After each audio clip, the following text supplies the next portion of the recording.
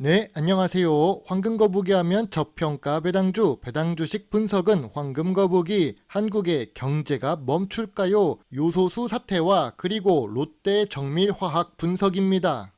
중국에서 가격 상승의 이유로 자국 비료 생산 업체들의 요소수 수출을 통제한다고 합니다. 한국 정부에서는 차량용 요소수 수급에 문제가 없답니다. 그런데 같은 시간 뉴스에서는 불안해서 미리 산다면서 요소수 부족 현상이 나오고 있습니다. 정부에서는 계속 괜찮다고 이야기하는 요소수, 충북은 리터당 800원이라면서 염려 뚝이라는 제목의 뉴스도 올라왔는데요. 하지만 다른 뉴스에서는 사재기 시작된다면서 7월 대비 가격이 2배 올랐답니다. 주식 투자자의 관점과 경제를 공부하는 사람의 관점에서 이번 영상을 만들어 보겠습니다. 투자자라면 당연히 기회를 잡아야 되겠지요.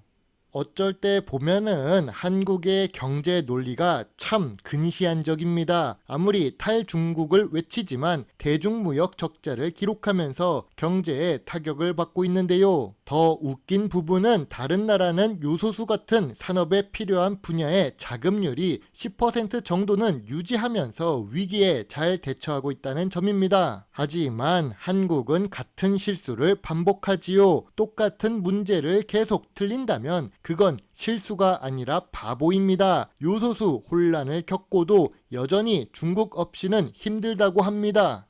경제는 기본적으로 보이지 않는 손이 작용합니다. 경제 논리에 정치 논리를 적용하기 어려운 것이 바로 여기에 있습니다. 나라마다 강점이 있고 약점이 있는데요. 한 나라가 모든 것을 할 수는 없습니다. 물론 미국처럼 바다를 2개 끼고 있고 농사도 지을 수 있고 자원도 많고 석유도 많고 기술력도 좋고 국방력이 좋은 나라가 있기는 하지만 대부분은 그렇지 못하죠. 아니면 없이 사는 것에 익숙해져야 합니다. 그것도 문제가 있는데 바로 경제 흐름에 휩쓸려서 하이퍼 인플레이션을 겪는 아프리카의 국가처럼 될 수도 있습니다. 한국은 어떨까요? 한국은 기술력이 있는 나라입니다. 문제는 자원이 부족하고 내수 시장도 작습니다. 자원이 많고 수요가 많은 나라의 경제를 위해서 정치적으로 중립적이면서 이익을 취할 필요가 있습니다.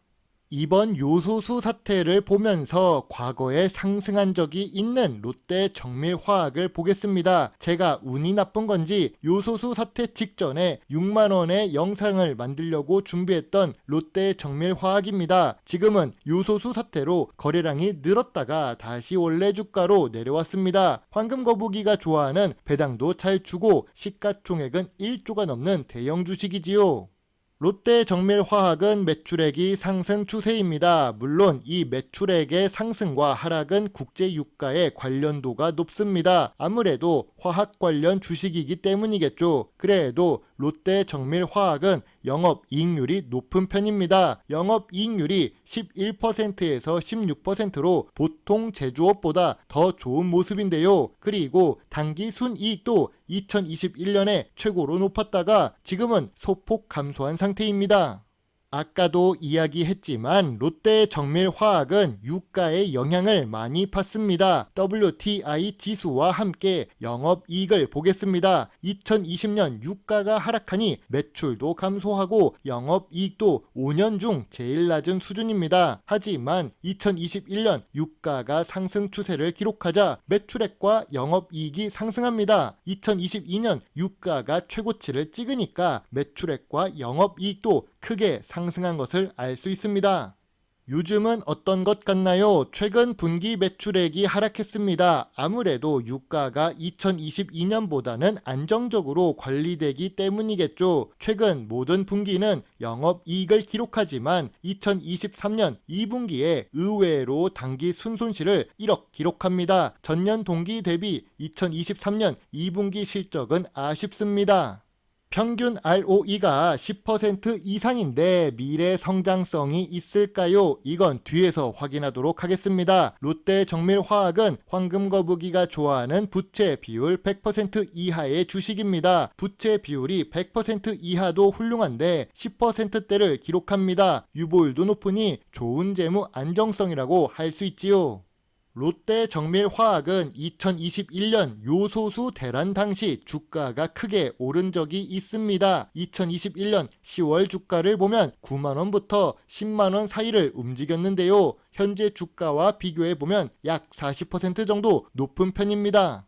그런데 최근 주가는 왜 하락했을까요? 요소수 사태에 KG케미칼만 올라가고 롯데정밀화학은 떨어지는 걸까요? 물론 요소수 사태는 중국의 결정으로 인해 나타난 현상일 뿐입니다. 그럼 최근 주가가 52주 최저가 근처였던 이유가 무엇일까요? 바로 2023년 8월 목표가 상승 리포트가 다수 나왔기 때문입니다. 롯데정밀화학 그린 소재 부문 성장세를 주목, 하이투자 증권에서는 그린 소재 2025년까지 장기 성장 기대, IBK에서는 2분기 높아진 시장 기대치를 크게 상회한답니다. 목표가 상승 리포트가 연속으로 나온다면 주가가 하락할 가능성이 높아지지요.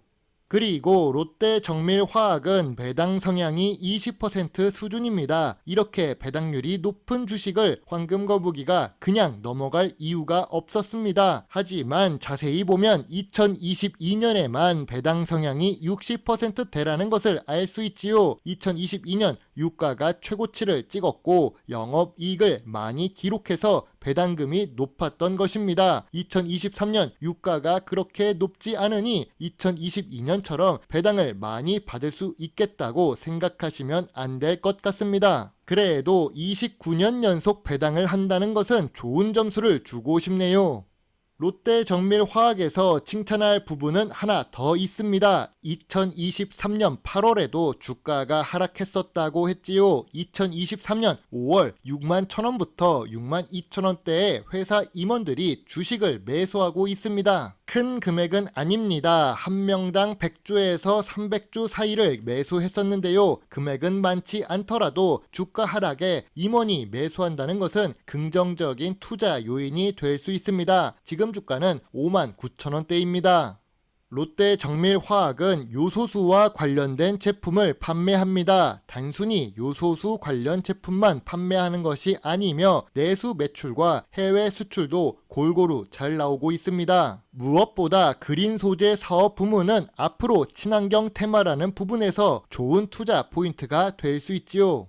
단기 순손실 없이 영업이익과 단기 순이익을 잘 기록하는 회사는 자산과 자본이 함께 성장합니다. 거기다가 롯데정밀화학은 투자 활동에도 5년 동안 큰 금액을 꾸준히 투자하고 있는데요. 투자 활동을 잘 한다는 것은 미래 성장성의 상승 요인이 되겠지요. 과거 요소수 사태처럼 주가가 상승할 수 있을까요? 정부의 경제 해결 능력에 의심이 가는 황금거북입니다. 정부에 대해 큰 불만은 없지만 경제 정책은 주식 투자자 입장에서 아쉬운 부분이 많습니다. 그래도 롯데정밀화학이 과거 요소수 사태처럼 주가가 상승하지는 않을 것입니다. 감기도 한번 걸리면 다음에 덜 아픈 것처럼 말이죠. 그럼 롯데정밀화학 주가는 지금 괜찮은 걸까요? 최근 주가가 상승했다가 하락하면서 관심을 끌고 있는 중입니다. 요소수 사태 때문에 주가가 왜곡이 발생했었습니다. 벌써 주봉 차트에서 뾰족한 부분이 보이는데요. 그래도 황금거북이는 저평가 구간이라고 생각합니다. 5만 5천원 아래라면 더 매력적인 주가가 되겠지요. 요소수 사태에도 주가가 상승하지 못하고 오히려 하락한 롯데정밀화학입니다. 왜 저평가 구간이라고 생각하는 걸까요? 우선 워런 버핏이 2023년에 미국 정유 관련 주식을 매수합니다. 일반적인 투자자는 장기적으로 끌고 가던 전쟁이 끝난다면 유가가 내려갈 것으로 예상했는데 워런 버핏은 이미 2023년 3월과 5월에도 석유 관련 주식을 매수하면서 석유 가격의 상승을 보고 있던 걸까요? 최근에 바이든 대통령이 사우디 빈살만 왕세자와 만났습니다. 사우디가 미국의 당연한 우방 국가라고 생각하겠지만 실제로는 경제 논리에 따라 움직이는 것일 뿐입니다. 세계 정치는 경제, 즉 돈과 관련이 있지요. 아무튼 원유 감산 정책과 함께 국제 유가 상승 요인은 남아 있습니다. 국제 유가가 상승한다면 화학 관련 주식과 정유 관련 주식은 오를 수밖에 없을 것입니다.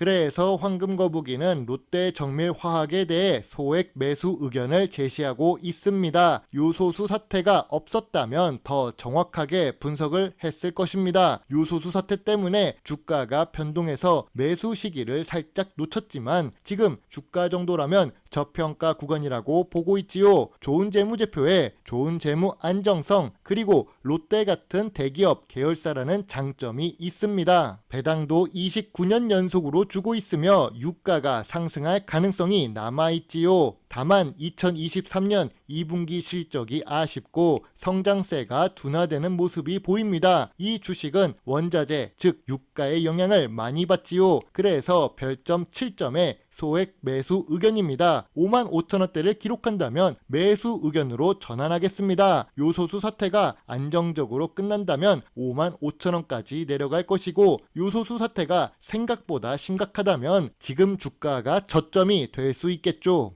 한국 주식 유튜브를 하면서 인기도 없지만 영상 하나를 만들기 위해 상당히 긴 시간을 공부합니다. 하루에 한 편 이상 영상을 만들고 주식을 분석하면서 느끼는 부분이 있습니다. 한국 경제는 건강하지 않다는 사실을요. 아무리 기술력이 있으면 뭐합니까? 화물과 공장이 멈추면 경제가 안 돌아가니까 죽은 것과 같습니다. 사람을 경제라고 보겠습니다. 사람은 머리도 있어야 하고 몸도 있어야 하고 잘 움직여야 사람입니다. 한국은 기술력이 있는 국가인데요. 그런데 원자재가 상대적으로 빈약합니다. 철강, 구리, 희토류, 석유, 가스 같은 원자재가 부족하죠. 그리고 내수 시장이 작습니다. 아무리 훌륭한 머리를 가져도 몸과 움직임이 약하다면 좋은 사람이 아닐 것입니다. 오랫동안 한국 주식을 투자하면서 시간이 지나면 지날수록 점점 어려워지고 있음을 느끼고 있습니다. 이렇게 된다면 미국 주식으로 넘어가야 할까요? 인기가 없는 배당주 주식 유튜버 황금거북입니다. 저도 경제 관련 이야기를 할 때 영상의 효과를 주고 싶고 자막도 입히고 싶습니다. 시간도 없고 제가 그런 능력이 조금 부족한 것 같네요. 지금은 부족하지만 시간이 지나면 더 나아질 거라고 생각합니다. 그래서 여러분의 관심이 절대적으로 필요한 황금거북입니다. 주변에 제 채널을 많이 알려주세요. 진심으로 부탁드립니다. 오늘도 긴 영상 시청해 주셔서 감사합니다. 물론 투자의 책임은 매수 매도 단추를 누른 본인에게 있다는 것을 잊지 말아 주세요. 배당주 주식 유튜버 황금거북입니다. 감사합니다.